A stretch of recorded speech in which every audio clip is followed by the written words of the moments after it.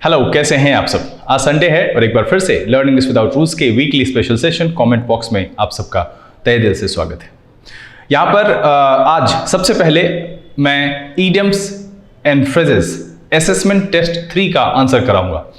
अगर एपिसोड ज़्यादा लंबा हुआ, क्योंकि 15 क्वेश्चन था, असेसमेंट टेस्ट 1 और असेसमेंट टेस्ट 2 में टोटल 10-10 करके दोनों में 20 क्वेश्चंस थे, लेकिन असेसमेंट टेस्ट 3 में क्वेश्चन पैटर्न बदलने की वजह से वहां पर मैंने 15 क्वेश्चंस दिए थे। साथ में आप सब ने इसे बनाया भी होगा। और अगर ऐसे बच्चे जो पहली बार ये एपिसोड देख रहे हैं और जिन्होंने इस क्वेश्चन सेट को, असेसमेंट टेस्ट को सॉल्व नहीं किया है, तो वो टाइम एंड टेंस पार्ट 1 का जो सॉल्यूशन पोस्ट किया था मैंने इस वीक की पहली वीडियो जो कमेंट बॉक्स के बाद आई थी, उसके डिस्क्रिप्शन में इसका लिंक दिया हुआ है। आप इस वीडियो को पॉज करें और वहां से पहले वो डाउनलोड करें, उसे बनाएं, या फिर उसी एपिसोड के अंत में ये स्क्रीनशॉट आपको मिल जाएगा। आप इसे सॉल्व करें और फिर उसके बाद जो मैं यहां पर आंसर बताता हूं डिस्कशन भी करें और बनाते भी जाएं। आज मैं यहां पर हर एक सवाल के बाद वो कौन से एपिसोड में मौजूद है ये भी मैं आपको बताऊंगा, ताकि आप उस एपिसोड को देख सकें। और ये फायदेमंद है इसीलिए क्योंकि ये लगभग हर तरह के एग्जामिनेशंस में पूछा जाता है। आजकल बैंकिंग में भी इससे सवाल पूछे जाते हैं, एसएससी में पूछा जाता है, स्टेनोग्राफर के एग्जामिनेशन में पूछा जाता है। तो इडियम्स एंड फ्रेजेस हर तरह से कहीं ना कहीं आपके लिए फायदेमंद है। और इसीलिए मेरी ये अपील है कि आप सबसे पहले, अगर आप इस वीडियो को, इस एपिसोड को जो इडियम्स एंड फ्रेजेस में पिछले 27-28 एपिसोड से लेकर के आ रहा हूं आपके लिए, अगर आपसे ये चूक हुई है तो जो करंट सेशन आ रहा है वो आप देखिए, क्योंकि अब ये वीक में एक ही दिन आता है, तो आप लगभग 5 एपिसोड एक वीक में मैनेज कर सकते हैं। और इस तरीके से आप पिछले सारे एपिसोड को करें। साथ में मैं असेसमेंट टेस्ट देता हूं, इससे आपकी प्रैक्टिस भी होती है और ये आपके जहन में दोहराता रहता है। तो चलिए सबसे पहले बिना देरी किए हुए हम idioms and phrases assessment test 3 का आंसर करते हैं। नोटबुक और पेन लेकर तैयार हो जाइए। देखते हैं कि 15 क्वेश्चन में क्या क्या आंसर है और आपने कौन कौन सी गलती की है। चलिए देखा जाए।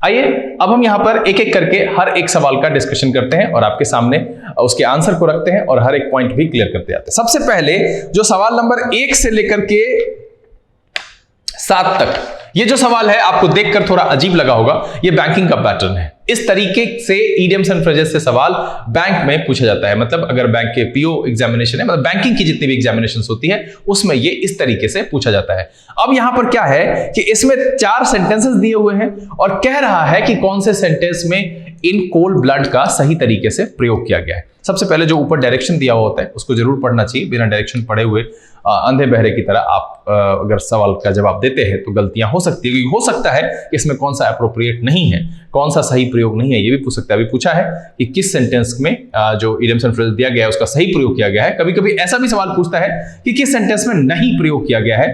तो देखा जाए, पहला सवाल जो है वो है इन कोल्ड ब्लड।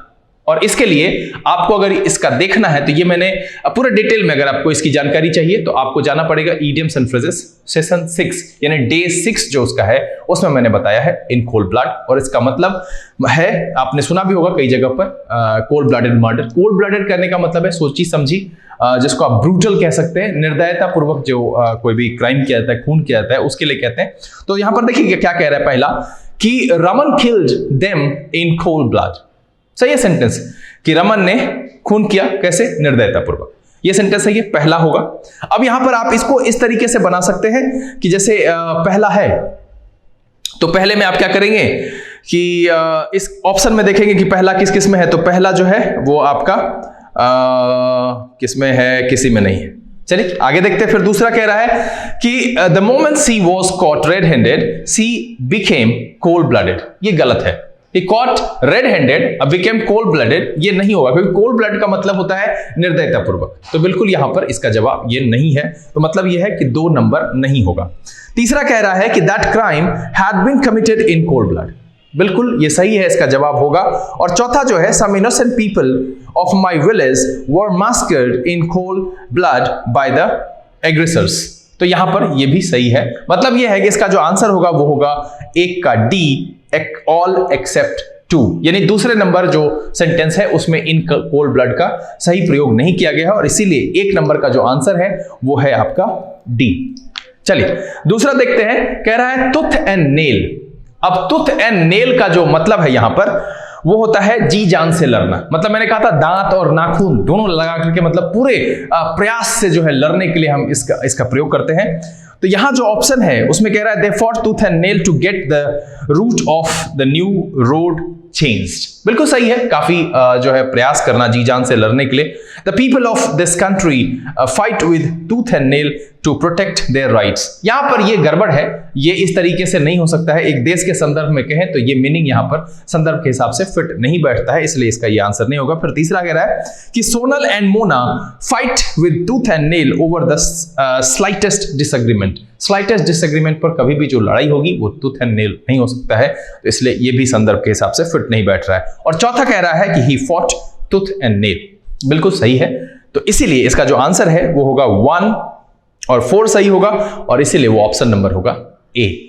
बच्चों यहां पर मैं एक बात कहूंगा, क्वेश्चन एडिट करने के दौरान कुछ एक ऑप्शन में गड़बड़ी हुई है। जो 1 नंबर ऑप्शन है वो ए है, जो 2 नंबर है वो बी है, जो 3 नंबर है वो सी है, जो 4 नंबर है वो डी है और जो 5 नंबर है वो ई है। आप इसे ही मान करके बनाएंगे और मैं समझता हूं कि बहुत सारे बच्चों ने समझ भी लिया होगा। अब देखिए, रीड बिटवीन द लाइंस मतलब है कि हिडन मीनिंग को समझना, छुपे हुए मीनिंग को समझना, उसके अंतर्निहित मीनिंग को समझना। इस सेंस में मैंने यहां पर बताया था आपको। और ये ऊपर वाला जो टूथ एंड नेल है, ये इसके लिए आपको एपिसोड नंबर 18 में ये टूथ एंड नेल बताया था। और रीड बिटवीन द लाइन जो तीसरा है, ये आपको एपिसोड नंबर 10 में मिलेगा। और कह रहा है कि Naina said she could afford it but reading between the lines I don't think she has enough money. मतलब यह है कि अगर नैना ने ये कहा कि वो अफोर्ड कर सकती है, या फिर नैना से पास्ट टाइम की बात कर रहा है कि नैना ने किसी से कहा कि हाँ भाई ये उसके लिए अफोर्डेबल है, बट वो कह रहा है कि but reading between the lines मतलब जो अंदर की बात है वो अगर समझते हुए कहें I don't think she has enough money, कि मतलब मैं नहीं समझता हूं कि वो इसके पास एनफ मनी है जो इसको अफोर्ड करे, तो ये संदर्भ के हिसाब से फिट है। अंतर्निहित जो मीनिंग होता है, जो छुपा हुआ, जो हिडन मीनिंग होता है, उसको जानने के लिए या उसको समझने के लिए हम यूज करते हैं कि रीड बिटवीन द लाइंस, वो हम इस्तेमाल करते हैं। फिर यहां पर कह रहा है कि दूसरा, reading between the lines I would say Rohit isn't happy with the situation. बिल्कुल यहां पर है कि अंदर की बात अगर समझें तो रोहित जो है वो सिचुएशन के साथ हैप्पी नहीं है। To get the guest one must read between the lines to attempt a question on reading comprehension। बिल्कुल रीडिंग कॉम्प्रिहेंशन के क्वेश्चन को सॉल्व करना है तो बिल्कुल वहां पर जो है आपको read between the lines मतलब कि अंदर की बात, जो उसका सेंस है, जो अंतर्निहित बातें हैं, उसको आपको समझना पड़ेगा। ये भी संदर्भ के हिसाब से यहाँ पर ठीक है। Since the lines written were not clearly visible, one had to read between the lines। बिल्कुल, अब क्लियरली विजिबल नहीं है तो यहाँ पर उसके लिए read between the lines का कोई मतलब ही नहीं बनता है, और इसीलिए जो इसका आंसर होगा, जिस ऑप्शन में 1, 2 and 3 तीनों होगा वो मेरा आंसर होगा, और वो है all except 4। That means option number D.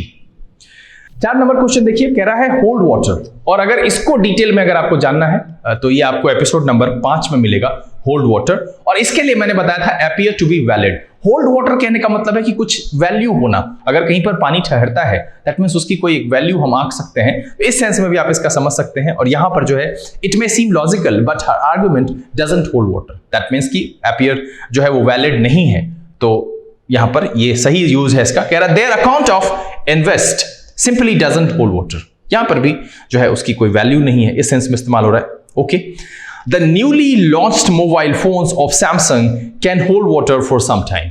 ये यहां पर संदर्भ के हिसाब से फिट नहीं है, सही यूज नहीं है इसका। और जो चौथा है, कह रहा है हर demonstration of the deduction logic does not hold water. बिल्कुल, यहां पर किसी भी डिडक्शन के लिए जो लॉजिक उन्होंने वो डेमोन्स्ट्रेट किया है, demonstration of the deduction logic does not hold water, ये भी जो है doesn't appear to be valid के सेंस में यहां पर आ रहा है, और इसका मीनिंग जो है फिट बैठ रहा है। तो इसमें जो है 3 नंबर जो सेंटेंस है, जो थर्ड सेंटेंस है, वो उसमें होल्ड वाटर का सही यूज नहीं हुआ है, और इसीलिए जो इसका आंसर है वो है डी है, ऑल एक्सेप्ट 3। ये आपका सही आंसर होगा। चलिए अगला जो सवाल है, डैम स्क्विब। डैम स्क्विब का मतलब मैंने कहा था कि जितना ज्यादा उम्मीद होना उससे कम निकलना, मतलब है ऊंची दुकान फीका पकवान। इस सेंस में हम इसका इस्तेमाल करते हैं, ऊंची दुकान फीकी पकवान के सेंस में इसका इस्तेमाल करते हैं डैम स्क्विब। और जब हम इसको यहां देख रहे हैं, कह रहा the celebration was dam squib and grand success. अब देखिए जैसे ही डैम स्क्विब आया तो इसके लिए ग्रैंड सक्सेस एक साथ में नहीं आ सकता है, ये सेंटेंस का गलत यूज है। कह रहा था visit of the dignitaries turn out to be a damp squib for there was hardly anyone in the audience. बिल्कुल यहां कह रहा है कि वो डैम स्क्विब हो गया, मतलब जो कहा गया था उससे कम निकला, मतलब ऊंची दुकान फीकी पकवान के सेंस में। जो तीसरा है the joke which I thought would make her laugh proved a damp squib, मतलब है कि जिस जोक के बारे में सुना था कि वो उसे बहुत हंसाएगा बट वो डैम स्क्विब निकला, मतलब निरर्थक हो गया। जिस तरीके की उम्मीद लगाई गई थी वो वहां पर नहीं हुआ। फिर कह रहा है कि the celebration were a bit of dam squib, ये भी सही यूज है कि सेलिब्रेशन जो है लगभग डैम स्क्विब हो गया। तो इस सेंस में हम इसका इस्तेमाल करते हैं और यहां पर जो आंसर है वो आंसर होगा आपका सी, यानी ऑल एक्सेप्ट वन। पहला जो ऑप्शन है उसमें डैम स्क्विब का सही यूज नहीं किया गया है। और सवाल नंबर 6, ग्रीन आइड मॉन्स्टर, ये मैंने बताया था। और ग्रीन आइड का मतलब है ईर्ष्या के सेंस में मैंने कहा था कि शेक्सपियर ने अपनी एक रचना में इसका यूज किया है। इसका मतलब है ईर्ष्या के सेंस में। और ये अगर आपको डिटेल में जानना है तो आप एपिसोड नंबर 18 देखें, वहां पर ये आपको मिल जाएगा। इसमें मैं सवाल अब डिटेल में नहीं पढ़ रहा हूं क्योंकि फिर लंबा हो जाएगा। पहला जो सेंटेंस है, the moment he looks at her green eyed he just can't control my self, यहां पर जो है हिमसेल्फ होना चाहिए, एक प्रिंटिंग मिस्टेक है, माई सेल्फ की जगह पर हिमसेल्फ, ये गलत है। यहां पर माई सेल्फ को आप हिमसेल्फ कर लेंगे, सेंटेंस तब सही हो जाएगा, लेकिन सेंस वाइज ये सही नहीं है। और जो चौथा है, Rahul son in the reflection of her green eyed black haired gypsy beauty, यहां पर फिर से जो है गलत प्रयोग, क्योंकि ग्रीन आई का मतलब ईर्ष्या होने से, और बाकी जो 2 है 2 और 3, ये ऑप्शन नंबर आपका डी है। और इससे आप जो है समझ जाते हैं कि इसका आंसर जो होगा वो होगा डी। और जो इस तरह के पैटर्न में आखिरी है वो है सिट ऑन द फेंस, और ये मैंने आपको बताया था एपिसोड 19 में। डिटेल में जानने के लिए आप वहां पर जाकर के देख सकते हैं। दुविधा में होना, जी हाँ, बी इन फिक्स कह सकते हैं, कंफ्यूजन में होना, इस सेंस में हम इसका इस्तेमाल करते हैं सिट ऑन द फेंस। और इसमें जो सेंटेंस नंबर 2 है वो गलत यूज किया गया है कि sit on the fence for better view was kind of a ritual for everyone, मतलब क्या है कि एक प्रकार की रिचुअल है एवरीवन के लिए। तो ये सेंटेंस यहां पर जो है सिट ऑन द फेंस गलत तरीके से प्रयोग किया गया है, ये इसका इस्तेमाल नहीं होता है। तो यहां जो इसका आंसर हो जाएगा वो हो जाएगा सी, ऑल एक्सेप्ट 2, सी नंबर। अब आइए हम 8वें सवाल पर कहते हैं, कह रहा है बर्न्ट वंस ब्रिजेस, और ये मैंने आपको बताया था बोट्स भी था उसमें, ये आपको एपिसोड नंबर 18 में मिलेगा। बर्न्स वंस बोट्स और ब्रिजेस, इसका मतलब है कि पीछे लौटने के हर रास्ते को बंद कर देना। और उसके हिसाब से जो ऑप्शन आता है वो आता है आपका D, to eliminate the possibility of return, मतलब है कि एलिमिनेट कर देना जो पॉसिबिलिटी है वापस लौटने की सबको। तो इसका जो आंसर हो जाएगा वो हो जाएगा डी। 9th नंबर में कह रहा है मेड हर फ्लेश क्रीप। अब इसका मतलब था पहले से ही डरा देने के सेंस में, ये शायद पिछले असेसमेंट 1 और 2 में कहीं पर इसकी चर्चा हुई है। यह आपको मिलेगा एपिसोड 17 में। और इसका जो आंसर है फिल हर विद हॉर, ये आपका आंसर जो है इसका डी होगा। 10वां में कह रहा है ऑफ एंड ऑन, ये मैंने कहा था यदा कदा, इरेगुलरली, इस सेंस में है। तो डी नंबर जो है ओकेजनली इसका सेंस है, और ये आपको मिल जाएगा एपिसोड नंबर 6 में, वहां से आप इसको देख सकते हैं। फिर 11वें नंबर सवाल में जो है एट वंस विट्स एंड, और विट का मतलब होता है वाक्पटुता, बुद्धिमत्ता, समझदारी, और उसकी समाप्ति कहने का मतलब है व्याकुल होना या हैरान हो जाने के सेंस में। और जो परप्लेक्स्ड है, परप्लेक्स्ड का मतलब होता है व्याकुल या हैरान। तो इसका जो ऑप्शन होगा वो होगा ए, 11th का। यहां पर देखिए शब्द को जानना बहुत जरूरी है, तो इसमें आप ध्यान रखेंगे कि परप्लेक्स का मतलब जो व्याकुल या हैरान से होता है। फिर उसके बाद जो अगला सवाल है 12th, यह आपको एपिसोड नंबर 12 में ही मिलेगा, रन राइट। रन राइट में कह रहा है कि उपद्रव मचाने के सेंस में, और यहां पर जो acted without restraint. B number जो ऑप्शन कह रहा है the watch dogs were asleep when the bulls ran riot, मतलब है कि बुल ने उपद्रव मचाया, और है एक्टेड विदाउट रिस्ट्रेंट, मतलब है खुला एक्ट करने से, कोई रोक टोक नहीं होने के सेंस में, उपद्रव मचाने के सेंस में। बाकी सारे ऑप्शन जो है वो सुटेबल नहीं है रन राइट के सेंस में, तो इसीलिए यहां पर 13 जो है बाय फिट्स एंड स्टार्ट, ये आपको एपिसोड नंबर 4 में मिलेगा। और इसका मतलब होता है इंटरमिटेंटली, इरेगुलरली, अनियमित रूप से। और देखिए कि ऑप्शन नंबर ए आपको हूबहू वैसे ही दिख रहा है, इरेगुलरली और इंटरमिटेंटली। फिर जो सवाल नंबर 14 है उसमें कह रहा है face the music. Face the music कहने का मतलब कहा था, फेस का मतलब होता है सामना करना और म्यूजिक का मतलब है जिस प्रकार के दुख भरे अच्छा काम किया तो अच्छा फल मिलेगा, बुरा काम किया तो बुरा फल मिलेगा। यहां पर जो हम सेंस लेते हैं फेस द म्यूजिक, इस इडियम्स एंड फ्रेजेस में जो यहां पर एक अप्रोच है वो अप्रोच है कि जो आप किए गए का परिणाम भुगतना, अगर आपने अच्छा किया है तो अच्छा मिलेगा और अगर आपने बुरा किया है तो बुरा परिणाम मिलेगा। और उस आधार पर जो है ये गेट रिप्राइमेंडेड, इसका मतलब होता है फटकार लगना। तो यहां पर जो कह रहा है कि बिकॉज ऑफ हिज बिहेवियर उसे डांट पड़ेगी, इस सेंस में इसका जो है कि भाई he is born to face the music, suitable बैठता है। बाकी जो है get finished, feel sorry, listen to the music, ये यहां पर सुटेबल नहीं है। दैट्स व्हाई 14th का जो आंसर होगा वो होगा आपका बी, और ये आपको मिलेगा एपिसोड नंबर 3 में, face the music. Last question जो है 15th वो है to make clean breast of. ये जो है ये आत्मीयता से है, दिल से है, फीलिंग से है, और इसको साफ करने का मतलब ये है कि अपराध स्वीकार कर लेने से जो मन के अंदर है वो सब स्वीकार कर लीजिए, सब खत्म कर लीजिए। इस सेंस में इस्तेमाल करते हैं। तो to confess without of reserve मतलब है कुछ भी अंदर रखे हुए बिना सब कुछ कन्फेस करना, स्वीकार करना। और ये आपको to make clean breast of आपको मिलेगा एपिसोड नंबर 9 में। और मैं आपसे अपील करूंगा कि आप सब देखें, क्योंकि मैं एक के लिए एपिसोड बता रहा हूं, उसमें 5 है, और अगर इस तरीके से आप देखते हैं तो 15 अगर इसमें एपिसोड है तो 75 इडियम्स एंड फ्रेजेस आपको मिलेगा। मैं ये नहीं कह रहा हूं कि एक ही बार में आप देख लीजिए, जितना आप लोड ले सकते हैं उस आधार पर आप इसको देखिए। आप आखिरी में फाइनल आंसर मिला लीजिए। 1 का जो है D, 2A, 3D, 4D, 5C, 6D, 7C, 8D, 9th D, 10th D, 11th A, 12th B, 13th A, 14th B, 15th C। उम्मीद करता हूं कि आप सबके मैक्सिमम क्वेश्चंस के आंसर जो यहां पर आपने असेसमेंट टेस्ट दिया है ये आपका सही हुआ होगा। क्योंकि आज के एपिसोड में काफी लंबा समय ले चुका हूं मैं, तो आज मैं यहां पर किसी के भी कमेंट्स को शामिल नहीं कर रहा हूं। जिन लोगों को ये एपिसोड अच्छा लग रहा है वो इसका आनंद उठाए, पढ़िए। ऐसे ही रेगुलर कंटेंट आते रहेंगे। सवाल और असेसमेंट टेस्ट भी हम नहीं रोकने जा रहे हैं यहाँ पर। अब हम जो मैंने आपको पीछे कहा था कि फ्रेजल वर्ब पर जो है असेसमेंट टेस्ट आएगा, तो बिल्कुल अब वो आने को ही है। तो आप जो है 45 से पीछे रिवर्स में आप 44, 43, 42, 41 जैसे आपको समय मिलता है आप उसको देख करके कमांड करें। और इडियम्स एंड फ्रेजेस के भी एपिसोड्स आगे आ रहे हैं तो उस पर भी आएगा। जो रूट वर्ड के सेशन आ रहे हैं वहां पर भी मैं आपसे जो है उसमें जो मैं वर्ड्स बताता हूं या फिर उसमें जो रूट बताता हूं उस आधार पर भी मैं आपको ये प्रैक्टिस कराने की कोशिश करूंगा कि भाई कैसे हम मीनिंग निकाल सकते हैं किसी भी रूट की जानकारी आपके पास अगर है उस आधार पर।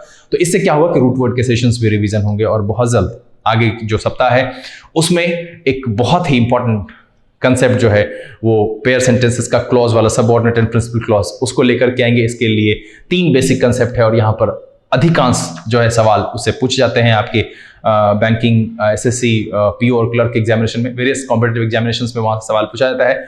तो स्टे ट्यून्ड, बने रहिए इस चैनल पर और एपिसोड को देखते रहिए। लोगों को बताइए, शेयर कीजिए, लाइक कीजिए। इस पर जितना आपको दिक्कत होता है आप कमेंट करिए और हम आपके सेवा में आपकी समस्याओं के समाधान के साथ निरंतर उपस्थित होते रहेंगे। फिलहाल संडे है, घर में रहिए, खुश रहिए, मस्त रहिए, अपना और अपने परिवारजनों का ख्याल रखिए। Thank you, God bless you.